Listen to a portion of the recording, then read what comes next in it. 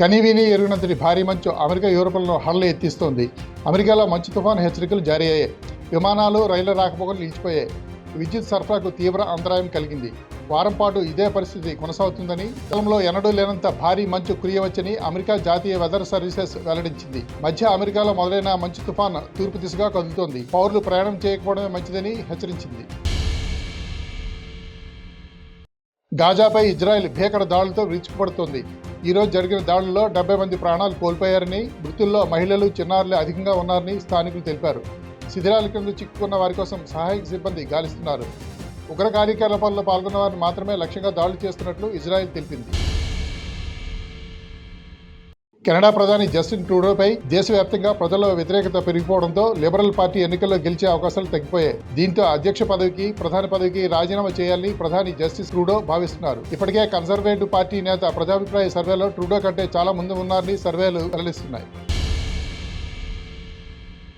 చైనాలో HMPV virus కలకలం సృష్టిస్తున్న వేళ భారత్లో ఆ వైరస్ను గుర్తించినట్లు తెలుస్తోంది. బెంగళూరులో 8 నెలల చిన్నారికి ఈ వైరస్ పాజిటివ్గా తేలినట్టు జాతీయ మీడియాలో కథనాలు పేర్కొన్నాయి. దీనిపై కర్ణాటక ఆరోగ్య మంత్రిత్వ శాఖ స్పందించింది. రాష్ట్రంలోని ల్యాబ్లో ఈ పరీక్ష నిర్వహించలేదని తెలిపింది. ఆ రిపోర్టు ఒక ప్రైవేటు ఆసుపత్రి నుంచి వచ్చిందని, దానిపై తమకు ఎలాంటి అనుమానాలు లేవని వెల్లడించింది. అయితే దీనిపై కేంద్ర ఆరోగ్య శాఖ నుంచి ఎలాంటి ధృవీకరణ రాలేదు. పోర్బందర్లో ఘోర ప్రమాదం చోటు చేసుకుంది. విధుల నుంచి తిరిగి వస్తున్న భారత తీర రక్షక దళానికి చెందిన అడ్వాన్స్డ్ లైట్ హెలికాప్టర్ కూలిపోయింది. ఈ దుర్ఘటనలో 3 సిబ్బంది దుర్మరణం పాలయ్యారు. పోర్బందర్ నగర శివార్లోని విమానాశ్రయం రన్వేపై హెలికాప్టర్ కిందకు దిగేందుకు ప్రయత్నిస్తున్న సమయంలో అదుపు తప్పి కూలిపోయిందని అధికారులు వెల్లడించారు. జన్స్వరాజ్ పార్టీ వ్యవస్థాపకుడు ప్రశాంత్ కిషోర్ చేస్తున్న ఆమరణ నిరాహార దీక్షను బీహార్ పోలీసులు భగ్నం చేశారు. బీపీఎస్సీ నిర్వహించిన ప్రిలిమినరీ పరీక్ష రద్దు చేయాలని డిమాండ్ చేస్తూ పాట్నాలోని గాంధీ మైదానంలో 4 రోజులుగా నిరవధిక నిరాహార దీక్ష చేస్తున్న ప్రశాంత్ కిషోర్ను ఈ తెల్లవారుజామున పోలీసులు అరెస్ట్ చేసి ఆసుపత్రికి తరలించారు. కాకినాడ సీపోర్ట్ లిమిటెడ్ కాకినాడ సజ్లోని వాటాలను బలవంతంగా లాగేసుకున్నారని విజయసాయిపై ఆరోపణలు వచ్చిన నేపథ్యంలో నేడు ఆయన ఈడీ ముందు విచారణకు హాజరయ్యారు. ఈ కేసుకు సంబంధించి ఇప్పటికే ఒకసారి విజయసాయికి ఈడీ నోటీసులు ఇచ్చిన విషయం తెలిసిందే.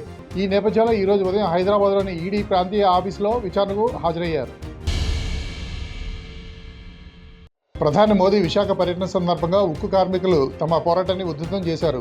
ఉక్కు ఉద్యోగులకు తక్షణమే జీతాలు చెల్లించాలని కోరుతూ ఉక్కు పరిరక్షణ పోరాట కమిటీ ఆధ్వర్యంలో చేపట్టిన చలో కలెక్టరేట్ బైక్ ర్యాలీని విజయవంతం చేయాలని ఉక్కు పరిరక్షణ పోరాట కమిటీ చైర్మన్ మంత్రి రాజశేఖర్ పిలుపునిచ్చారు. 87 వార్డు పరిధిలో వడ్లపూడి కడితి రోడ్డు నుండి వందలాది బైకులతో ర్యాలీ చేపట్టారు. అనంతరం ఆయన మాట్లాడుతూ విశాఖ స్టీల్ ప్లాంట్ను ప్రైవేటీకరణ జరగకుండా ప్రభుత్వ రంగ సంస్థలను కొనసాగించాలని డిమాండ్ చేశారు. ప్లాంట్కు సొంత గనులు కేటాయించాలని డిమాండ్ చేశారు. ఉత్తరాంధ్ర అభివృద్ధిపై బహిరంగ చర్చకు సిద్ధమని, శ్రీకాకుళం జిల్లాలో kidney research centre, Mulapeta port నిర్మాణం లోకేష్కి కనిపించలేదని మాజీ మంత్రి అమర్ నిలదీశారు. ఎవరి హయాంలో భోగాపురం ఎయిర్పోర్ట్ నిర్మాణ పనులు జరిగాయో, ఇన్ఫోసిస్ ఐటీ పరిశ్రమ ఎవరి హయాంలో వచ్చిందో మేము తెచ్చినట్లు చెప్పుకోవడం ఎంతవరకు కరెక్ట్ అని నిలదీశారు. విశాఖలో ఐటీ రావడానికి కారణం వైఎస్ కుటుంబం అని తెలిపారు. ఫార్ములా ఈవీఎస్ కేసులో ఏసీబీ విచారణకు హాజరయ్యేందుకు వెళ్లే కేటీఆర్ తనతో పాటు తన న్యాయవాదిని లోనికి అనుమతించకపోవడంతో విచారణకు హాజరు కాకుండానే వెనక్కి వెళ్లిపోయారు. ఏసీబీ కార్యాలయంలోనికి తన న్యాయవాదిని అనుమతించకపోవడంతో పోలీసులతో వాగ్వాదానికి దిగిన కేటీఆర్ తనతో పాటు న్యాయవాది వేస్తే నష్టమేంటని ప్రశ్నిస్తూ పోలీసులపై అసహనం వ్యక్తం చేస్తూ అక్కడి నుంచి వెళ్లిపోయారు. పర్యావరణ అనుకూలంగా నిర్మించిన చర్లపల్లి నూతన రైల్వే టెర్మినల్ను వర్చువల్గా ప్రధాని మోదీ ప్రారంభించారు. 413 కోట్ల వ్యయంతో అధునాతన సౌకర్యాలతో ఈ కొత్త రైల్వే టెర్మినల్ను నిర్మించారు. ఈ కార్యక్రమంలో గవర్నర్ జిష్ణుదేవ్ వర్మ, ముఖ్యమంత్రి రేవంత్ రెడ్డి, కేంద్ర మంత్రులు అశ్విని వైష్ణవ్, కిషన్ రెడ్డి, బండి సంజయ్, రాష్ట్ర మంత్రులు, దక్షిణ మధ్య రైల్వే జీఎం పాల్గొన్నారు.